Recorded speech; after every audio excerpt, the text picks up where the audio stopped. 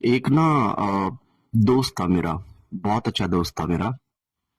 और हम लोग साथ में जैसे स्कूल में पढ़े, फिर उसके बाद वो एक अलग कॉलेज में गया, मैं एक अलग कॉलेज में गया।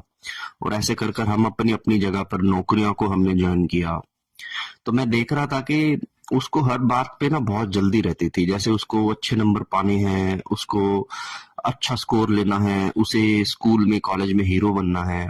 उसने मतलब कुछ तनख्वाहों पे ही उसने गाड़ी ले ली।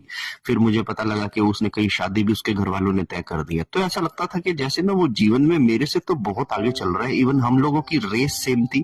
मैंने बहुत आई थिंक मुझे ऐसा लगता था कि मैं बहुत पीछे रह गया हूँ और वो बहुत आगे निकल गया है। अच्छा, बाद में उसका पता लगा कि उसने कोई नया अपना बिजनेस डाल दिया है और एक दो गाड़ियां उसने जो वेट लोडिंग वाली गाड़ियां होती है वो भी खरीद लिया। तो मैं सोचता था यार इसकी किस्मत कितनी हाई है कि इसने इतनी सी उम्र में, मेरी उम्र में ही इसने अपना बिजनेस डाल लिया, इसने नौकरियों में इतना पैसा कमा लिया, अभी कुछ ऐसा प्रॉपर्टीज का वो काम शुरू कर दिए थे। लेकिन मैं देखता था कि जैसे स्कूल में थे तो हम लोग ठीक होते थे। बाद में वो थोड़ा कैसे उसके ग्रुप ऐसे बन गए थे जहाँ पे वो बहुत ड्रिंक करने की हो गई थी उसको आदत। और उसके यार दोस्त भी कुछ ऐसे बने थे जो मतलब के उस तरह के ही थे। तो मैं देखता हूँ कि बहुत अच्छा चल रहा था, सब कुछ था, बहुत आगे जा रहा था। इंस्टाग्राम पे उसकी स्टोरीज देख के पता लगता था कि भैया बंदा कुछ तो कर रहा है। लेकिन फिर एक दिन मुझे अचानक से खबर मिलती है कि वो जो व्यक्ति था वो नशे में रात को आ रहा था और उसकी गाड़ी का एक्सीडेंट हुआ हाईवे पे।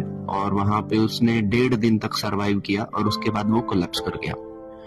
तो ये सुन के मुझे एक बार तो बहुत शौक लगा, क्योंकि मैं उसके साथ ही मतलब ये सब सफर तय कर रहा था। बट मेरे दिमाग में उस समय एक बहुत ही गहरी चीज आई, और वो ये आई कि चाहे कोई व्यक्ति अपने जीवन में किसी भी पद को पाले, चाहे कोई व्यक्ति कितना भी पैसा कमा ले, लेकिन मृत्यु एक ऐसी चीज है जिस दिन आएगी तो फिर उसके बाद आप फिनिश आपको कर ही देगी।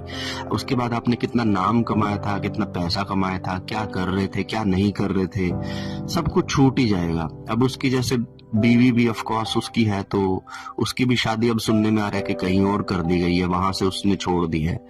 तो कुल मिला के अगर आप देखेंगे कि ये सारी चीजें जब तक हैं जब तक आपका जीवन है, और जैसे ही आपका जीवन खत्म हो जाएगा आपकी जितनी भी चीजें कमाई हुई है वो सब आपसे ले ली जाएंगे। तो जब ये सब मैं सोचता हूँ ना तो मैं बहुत नॉमिनल होके बैठ जाता हूँ कि भैया मेरी किस्मत में, मेरे कर्मों से मुझे जो भी मिल रहा है दैट इज ओके। मुझे ज्यादा हवा में नहीं उड़ना है, मुझे नॉर्मल रहना है, कि कोई भरोसा नहीं है कि कब जिंदगी खत्म हो जाए। और जब ऐसा सोचकर हम लोग चलेंगे ना तो हमारी लाख डिप्रेशन एंजाइटी है ना वो खत्म हो जाएगी। आशा करता हूँ कि आप इस बहुत गहरी संवेदनाओं को समझ सको। तब तक के लिए हर हर महादेव।